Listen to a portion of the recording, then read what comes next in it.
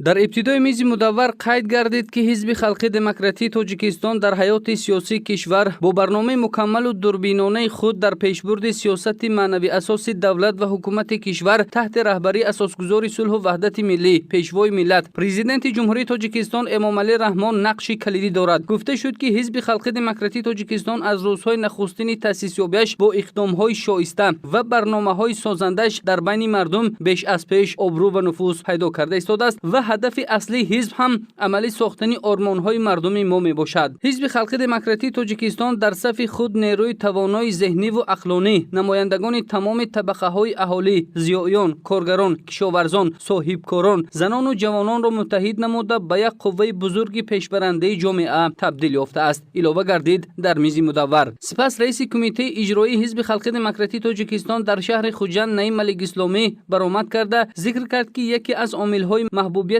ҳизби халқии демократии тоҷикистон ин манфиатҳои ватану миллат, ҳимояи истиқлолияти давлатии тоҷикистон, таъмини амният ва суботи ҷомеаро ба мақоми аввал гузошта, таъмини зиндагии шоистаи мардумро дар меҳвари сиёсати иҷтимоии худ қарор додааст. дар давоми 25 сол аллакай ҳизби халқии демократии тоҷикистон он ҳадафи асосӣ ки фаъолияти асосии ҳизби халқии демократӣ аз худшиносии миллӣ ва компаратсияи иборат аст ва вобаста ба ҳамин ҳаракат кард ки тамоми бо дастгирии тамоми аъзоёни худ ҳаракат кард ки бо халқ бошад ва дар хизмати халқ бошад. ва воқеан ҳам дар шаҳри Хуҷанд имрӯзҳо боиси хурсандӣ аст ки дар давоми 5 сол аъзоёни ҳизби халқии демократӣ ба ҳадди 1700 нафар аъзо растанд ва ин дар 235 ташкилотҳои ибтидоӣ сарҷам шуданд ва кумитаҳои иҷроияи ибтидоӣ ки 5 кумитаи иҷроияи ибтидоӣ ҳаст фаъолияту корбурдӣ соданд. дар идомаи мизи мудаввар собиқадори ҳизб Абдуҳаким Шарипов қайд кард ки маънавиёт ва фарҳанг, рушди мактабу маъриф, илм яке аз ҳадафҳои барномавии ҳизби халқии демократии тоҷикистон ба ҳисоб рафта дар меҳвари сиёсати иҷтимоиву фарҳангии он қарор дорад. این 25 سال واقعا هم سالهای به کمال‌رسانی این حزب بود، سالهای به سطح راهبری رسیدن حزب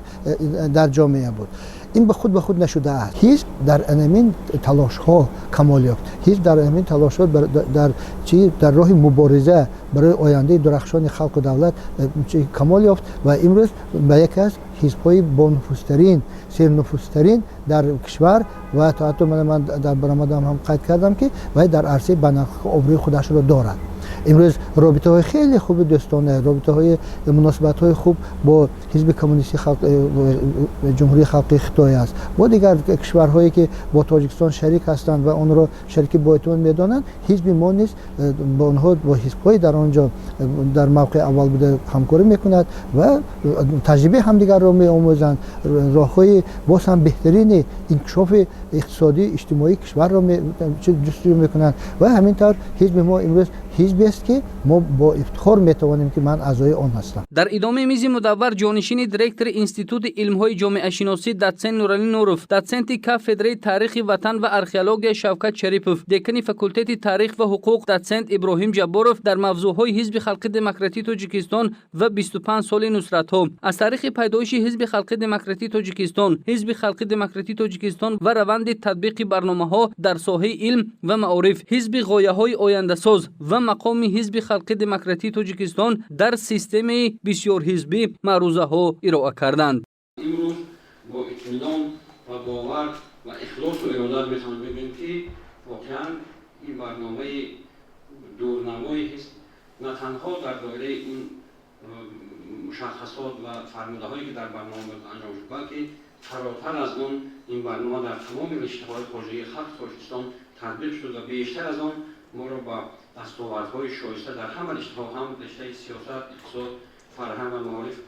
نصیب گردانید. قید گردید که حزب خلقی دموکراتی تاجیکستان نیروی سازنده و قدرت بنیادکارانه خود را برای پیشرفت جامعه، تطبیق آرمان‌های دموکراتی و بهداشت سطح زندگی مردم روانه کرده است. در انتها به یک قطار استادان در وضعیت تنتنوی بلیط‌های حزبی سپاریده شد.